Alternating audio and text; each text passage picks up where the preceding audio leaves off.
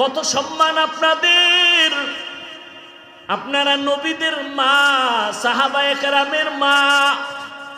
এ জমিনে যত আলেম, যত হাফেজে কোরআন সবগুলোর মা আপনারা।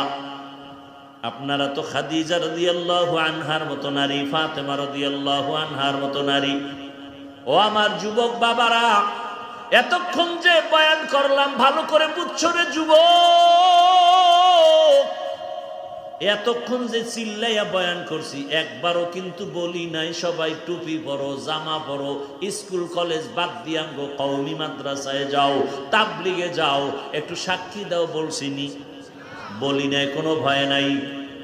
বরং আমি হাফিজুর রহমান বলে গেলাম, ও কচুয়ার যুবক বাবারা, স্কুলে আসো, ধন্যবাদ দোয়া করে যাই।